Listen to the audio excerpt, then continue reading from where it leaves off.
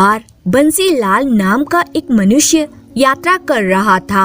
रास्ते में उसे बड़े जोर की भूख और प्यास लगी, इसलिए एक टूटे फूटे कुएं के पास रुककर पहले तो उसने खाना खाया, फिर लोटा लेकर पानी निकालने कुएं के पास चला गया।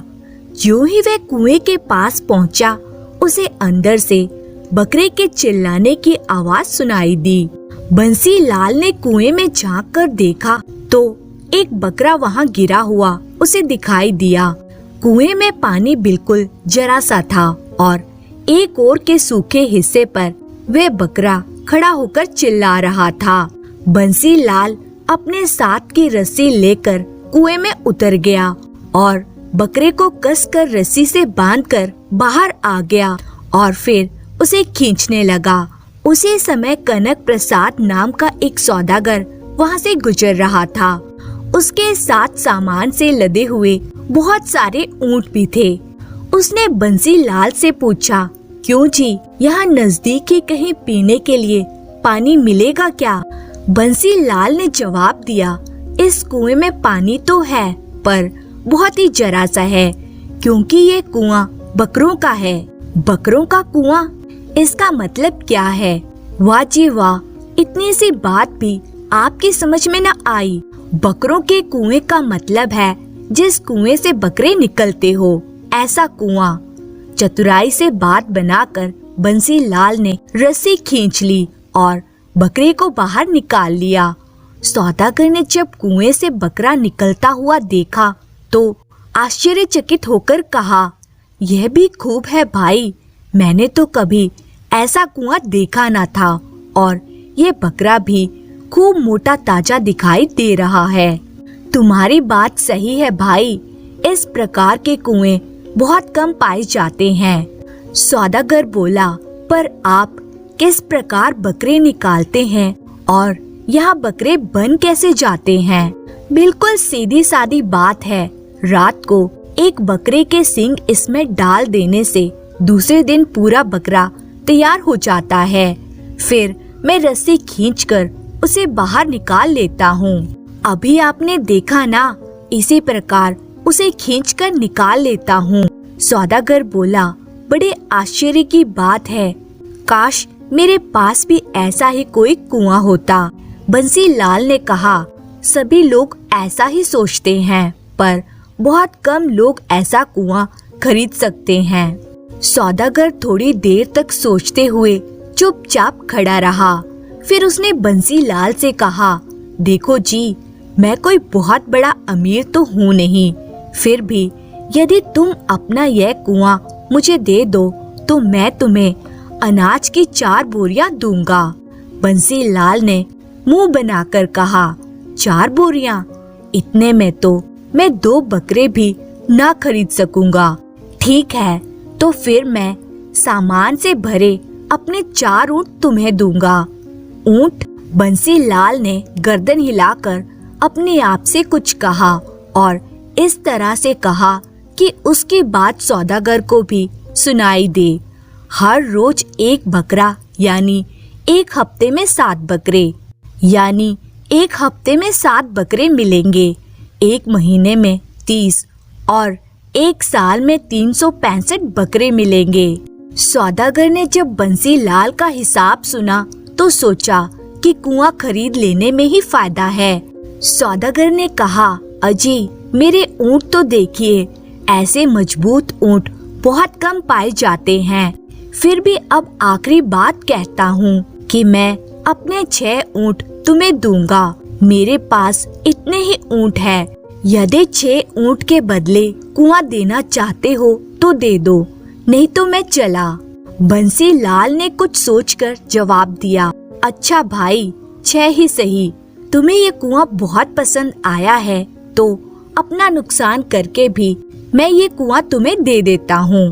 कनक प्रसाद सौदागर ने खुश होकर कहा, भगवान तुम्हारा भला करे।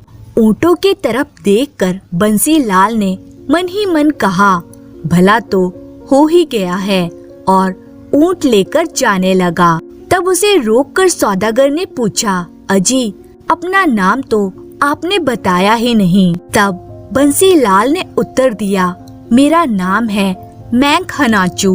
और दक्षिण दिशा की ओर वे जल्दी जल्दी चला गया। सौदागर ने बंसीलाल का वही नाम सच मान लिया। असल में बंसीलाल ने अपना नाम ना बतलाकर कहा था, मैं कहाँ नाचूं, पर कहते समय मैंक हनाचू इस तरह बतलाया था। बेचारा सौदागर इस बात को समझ न सका और उसने बंसीलाल का वही नाम सच मान लिया। शाम होते ही सौदागर ने बकरों के सींग कुएं में डाल दिए और वहीं नजदीक ही सो गया। सुबह बड़ी तड़के उठकर उसने कुएं में झांककर देखा, पर सींग के बकरे ना बने थे। सौदागर को बड़ी फिक्र हुई। उसने सोचा कि शायद सींग डालने में उससे कोई गलती हो गई होगी। दूसरे दिन शाम को उसने और 2 बकरों के सींग कुएं में डाल दिए, पर उनके भी बकरे ना बने। तीसरे दिन गांव में जितने भी बकरों के सींग उसे मिले, सबके सब लाकर उसने कुएं में डाल दिए और रात भर कुएं में झांककर पूछता रहा, बकरों तैयार हो गए हो क्या तुम? पर बकरे बने ही ना थे तो उनकी आवाज कहाँ से आती। दिन निकलते ही सौदागर ने कुएं में सींग वैसे के वैसे ही पड़े हुए देखे तो समझ गया कि उस मनुष्य ने उसे ठगा है, पर अब उसे किस तरह पकड़ा जा सकता है। वह तो कब का चला गया था। आखिर जिस ओर बंसीलाल गया था उसी दिशा की ओर जाने से शायद उसका पता लग जाए। ये सोचकर वे दक्षिण दिशा की ओर चल पड़ा। दिन भर वे चलता रहा। आखिर शाम के समय वे एक गांव में पहुंच गया। वहां चौराहे पर उसे बहुत से लोग दिखाई दिए। इन लोगों को शायद उस ठग का पता मालूम होगा। ऐसा सोचकर सौदागर ने उनसे पूछा, क्यों जी, आपको मैंक हनाचू के बारे में मालूम है क्या? सभी लोग आश्चर्य से सौदागर की ओर देखने लगे। आखिर उनमें से एक व्यक्ति ने कहा, हाँ हाँ, मालूम क्यों नहीं है, आप यहीं पर नाच कीजिए। और कुछ लोग ढोलक बजाने लगे। सौदागर बोला, आप ये क्या बोल रहे हैं? मैंने पूछा कि मैंक हनाचू के बारे में आप कुछ जानते हैं क्या? जानते क्यों नहीं, हम सभी लोग जानते हैं। आप यहीं पर नाच कीजिए, हम बाजे बजाते हैं। वे सब बाजे बजाने लगे। सौदागर को उन लोगों पर बड़ा गुस्सा आया। उसने सोचा, कैसे वाहियात लोग हैं। मैं मैंक हनाचू के बारे में पूछ रहा हूँ तो ये मुझसे नाचने को कह रहे हैं। गुस्से में भरकर सौदागर जल्दी जल्दी वहाँ से चला गया। रात को रास्ते में एक पेड़ के नीचे वह सो गया और दिन निकलने से पहले वह बड़ी तड़के ही फिर चलने लगा। सुबह होते ही वह दूसरे गांव में पहुंचा। वहाँ बाजार में पहुंचकर उसने चिल्लाकर पूछा, मैंक हनाचू के बारे में किसी को मालूम है क्या? वहाँ के सभी लोग सौदागर के पास इकट्ठे हो गए और बोले, हाँ हाँ, मालूम क्यों नहीं है, आप यही नाच कीजिए। गांव के सभी लोग यही नाच किया करते हैं। और उन सब ने तालियां बजाना शुरू कर दिया। शर्मिंदा होकर सौदागर वहाँ से भी चला गया और भी 2-3 गाँव में वे गया और मैंक हनाचू के बारे में उसने पूछा, पर हर जगह लोगों ने उसे नाचने के लिए ही कहा। बेचारा सौदागर, उसकी समझ में ही नहीं आ रहा था कि लोग उसे नाचने को क्यों कहते हैं। उसने सोचा कि देहात के लोग शायद इसी तरह बदमाश होते हैं। अब सौदागर शहर जा पहुंचा। शहरों में भी उसे वही जवाब मिला। इसलिए निराश होकर जब वे वहां से जाने लगा, तभी कुछ सिपाहियों ने उसे पकड़ लिया और न्यायाधीश के सामने उसे ले जाकर कहा, यह मनुष्य लोगों को मैंक हनाचू पूछता है और जब लोग नाचने की जगह बतलाते हैं तो ना नाचकर भाग जाता है। न्यायाधीश के पूछने पर जब सौदागर ने पूरा किस्सा सुनाया तो न्यायाधीश ने पूछताछ करवाई और उसे मालूम हो गया कि बंसीलाल नाम का एक आदमी 6 ऊंट लेकर गांव में आया था। न्यायाधीश समझ गया कि यही वह ठग है और एक सिपाही को बंसीलाल के यहाँ भेजकर यह संदेश भिजवाया कि मैं क्या करूं नाम का एक मनुष्य तुमसे मिलना चाहता है और वे न्यायाधीश के पास बैठा हुआ है, जल्दी चलो। बंसीलाल उसी वक्त न्यायाधीश के पास दौड़ता हुआ आया। न्यायाधीश ने जानबूझकर उससे पूछा, क्या काम है आपको? बंसीलाल ने कहा, आपको मैं क्या करूं के बारे में मालूम है? न्यायाधीश बोला, हाँ, अच्छी तरह मालूम है। तुम अब चुपचाप इनके सभी ऊंट लौटा दो, नहीं तो कारागार में जाना पड़ेगा। बंसीलाल ने देखा कि न्यायाधीश सारी सच्चाई जान चुका है। ज्यादा गड़बड़ी ना करते हुए उसने सौदागर के सारे ऊंट उसे वापस दे दिए और उसे माफी भी मांग ली। सौदागर ने न्यायाधीश को अनेक धन्यवाद दिए और अपने ऊंट लेकर वे जाने लगा। बाजार में पहुंचते ही सभी लोग यही नाचो कहकर उसके पीछे पड़ गए, मगर इस बार सौदागर को गुस्सा नहीं आया, बल्कि ऊंट मिल जाने की खुशी में वे सचमुच ही वहां नाचने लगा और लोग तालियां बजाने लगे।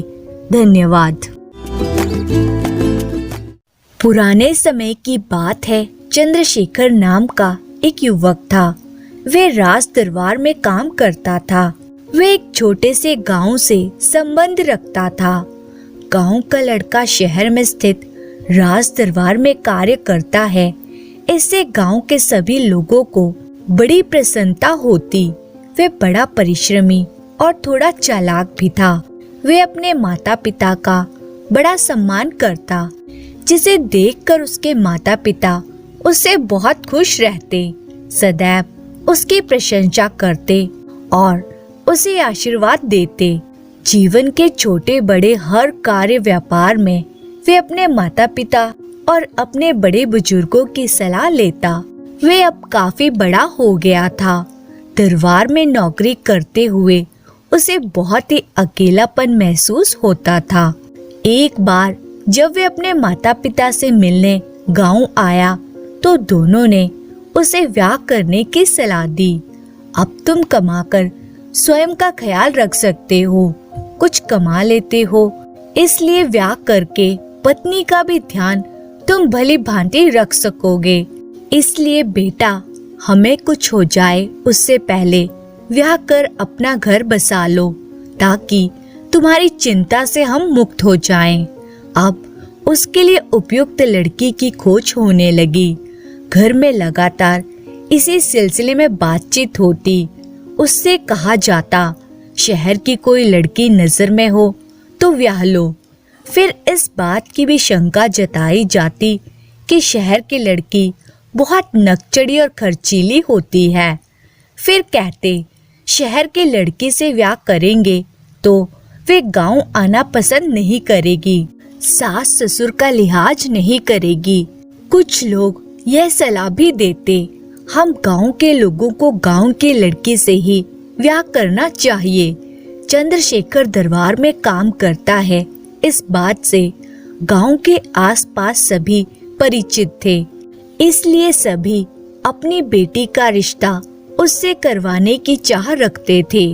लड़की के रिश्तेदार लड़कियों के गुणों का लंबा बखान उसके सामने करते।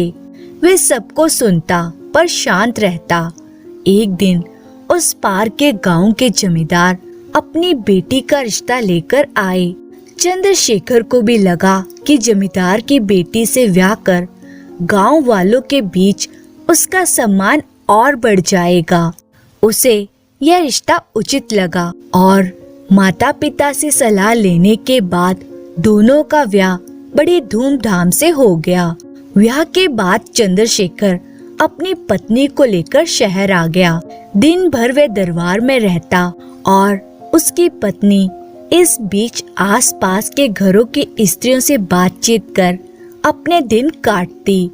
शहर की उन स्त्रियों को उसकी बातें बड़ी उटपटांग लगती, क्योंकि वह जो बातें कहती वे खेत खलिहान, कुदाल, गाय, बैल, टोकरी, घास, लकड़ियां आदि से संबंधित होती। गांव के खेत खलिहान में काम करते हुए जो घटनाएं होती उसका जिक्र करती। शहरी स्त्रियों को महसूस होता कि चंद्रशेखर की पत्नी को बात करने की तमीज नहीं है, वे शहर की जीवन शैली नहीं समझती, जबकि चंद्रशेखर की वे तारीफें करती नहीं थकती। वे सभी इस बात पर सहमत होती कि वह बड़ा सीधा साधा और समझदार है, जबकि उसकी पत्नी बड़ी गंवार है, वह उसकी जोड़ी की नहीं है। चंद्रशेखर की पत्नी का नाम चनामती था। उन स्त्रियों ने ये गौर किया था कि चनामती किसी की बात को भी बीच में काटकर बोलने लग जाती थी। चनामती बेधड़क होकर दूसरों की बातें काट देती। उस पर उसका बात काटने का ढंग भी बहुत जोर जोर से होता था। आसपास की स्त्रियों को लगता चनामती को चंद्रशेखर के लिए योग्य बनाना होगा। एक बार सुबह दरबार जाते हुए चंद्रशेखर ने अपनी पत्नी से कहा, मुझे बहुत दिनों से हलवा खाने का जी कर रहा है। उसके मुंह से निकलना था, उसने बीच में टोकते ही कहना शुरू किया, ऐसा था तो मुझे कहा क्यों नहीं, मैं तुम्हारे लिए हलवा बना देती। मैं यहाँ तुम्हारे लिए ही तो हूँ, फिर मुझे क्यों कहते नहीं हो। मैं आज तुम्हारे लिए हलवा बनाऊंगी। चंद्रशेखर को शंका हुई, वे हलवा पहचानती भी है या नहीं। यह जानने के उद्देश्य से उसने पूछा, तुम हलवा बनाना जानती भी हो या नहीं? तुम हलवा जानती हो ना, क्या होता है? उसने तुरंत हाँ में सिर हिला दिया और चंद्रशेखर को हलवे की पूरी उम्मीद दिखाकर दरबार भेज दिया, जबकि उसने आज तक हलवा चखना तो क्या देखा तक नहीं था। वह यह भी नहीं जानती थी कि वह किससे बनता है, कैसे बनता है और कैसा होता है, परंतु अपने पति के सामने नहीं जानती कहकर जो स्थिति खड़ी होती उससे उसे मुक्ति मिल गई थी। घर का सारा काम समेटकर चनामती बाहर बैठी स्त्रियों के जमघट में बातचीत करने निकल गई। उसने सोचा, अब यहाँ अगर हलवे के विषय में किसी से पूछती हूँ तो ये सब मेरा मजाक बनाएंगी और फिर हमेशा के लिए मेरी बेइज्जती करती रहेंगी। इसलिए उसने एक चाल के तहत हलवा बनाना जानना चाहा। उसने अपनी मंडली से कहा, मैं आज जल्दी यहाँ से निकल जाऊंगी, क्योंकि आज मुझे उनके लिए हलवा बनाना है। सुनकर स्त्रियों ने कहा, हलवा ही तो बनाना है, उसमें इतना सोचना क्या, वह तो बड़ी आसानी से और बहुत कम समय में बनकर तैयार हो जाता है। उसने कहा, हाँ जानती हूँ, पर फिर भी आप तो जानती ही हैं, हलवा बनाने के लिए बहुत सारी चीजें इकट्ठी करनी पड़ती हैं। एक बूढ़ी औरत ने जवाब दिया, हाँ हाँ मैं अच्छे से जानती हूँ, उसके लिए सूजी चाहिए। चनामती ने इस तरह जवाब दिया, हाँ हाँ सूजी चाहिए, मुझे पता है, उसके साथ और भी बहुत सी चीजें चाहिए। बूढ़ी ने फिर उत्तर दिया, थोड़ा सा घी चाहिए। चनामती को मालूम हुआ हलवा सूजी से बनता है, उस पर घी भी चाहिए। उसने इस तरह की प्रतिक्रिया की जैसे वे सब जानती है। उसने फिर कहा, उसके बाद भी तो और कुछ चाहिए। बूढ़ी ने फिर कहा, थोड़ी सी चीनी चाहिए। चनामती ने कहा, हाँ चीनी के बिना हलवा कैसे बन सकता है। उस बूढ़ी ने फिर कहा, घर में पानी और दूध तो है ना। तब चनामती ने जवाब दिया, दूध और पानी नहीं हो ऐसा कोई घर होता है क्या? फिर उसके घर में जिसका पति दरबार में काम करता है वहाँ दूध और पानी ना हो, ऐसा संभव है? उस बुढ़िया को चनामती का व्यवहार बड़ा नागवारा लगा, पर उन्होंने अब चनामती की बुद्धि की जांच करने की सोची और बोली, उसके बाद आधा किलो राख को छन्नी में छानकर एक कटोरे में रख लेना। चनामती ने कहा, हाँ, अच्छी लकड़ी की जली राख को इसके लिए तैयार करना होगा। इन सब से मैं अच्छे से परिचित हूँ। बुढ़िया ने कहा, पहले सूजी को भून लेना, घी के साथ फिर पानी के साथ अच्छे से पका लेना। जब पक जाए तो छने हुए राख को उसमें अच्छे से मिला लेना। इतना कहकर बुढ़िया चुप हो गई। चनामती ने सूर्य की ओर देखते हुए समय का अंदाजा लगाया और कहा, अब मुझे जाना चाहिए, जाकर हलवा भी तो बनाना है। उसने घर जाकर जैसे उस बुढ़िया ने बताया था वैसा ही किया और अंत में छने हुए राख को भुनी सूजी में मिलाकर रख दिया। वे अब अपने पति की राह देखने लगी। जब चंद्रशेखर आया तो उसने बहुत प्रसन्न होकर उसके लिए हलवा परोस दिया। वे भी भूख से व्याकुल था, गपागप खाना चाहता था। मुंह में एक बड़ा सा कोट डाला कि उसने उसे तुरंत उलट दिया और जोर से चिल्लाया, यह क्या है? चनामती ने डरे हुए भाव से जवाब दिया, यही हलवा है। मैंने सब कुछ डाला था। मैंने राख को भी बहुत छानकर डाला था। बहुत मेहनत से मैंने हलवा तैयार किया है। अभी कढ़ाई में और भी शेष है। इतना सुनना था कि चंद्रशेखर ने झिड़कते हुए कहा, उसे तुरंत फेंक दो और हाँ, अच्छे से नीचे देखकर फेंकना।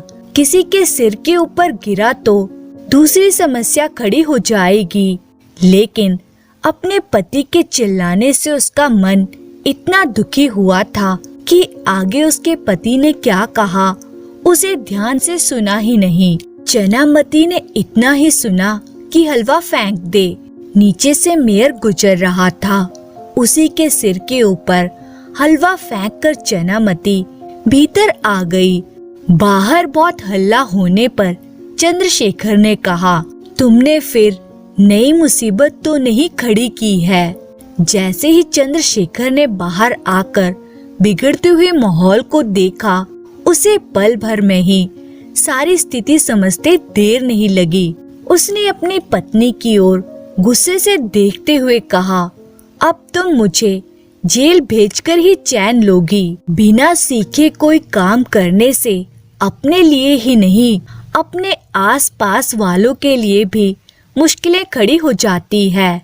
चनामती ये बात समझी या नहीं, पर चंद्रशेखर इन हालातों को देखकर बहुत डर गया।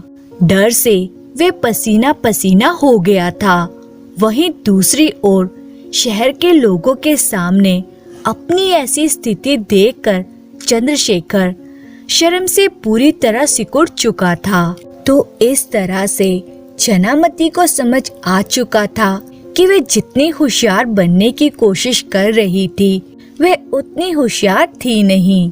और कोई भी ऐसा काम जो आपको आता ना हो, उसे सीख लेना चाहिए।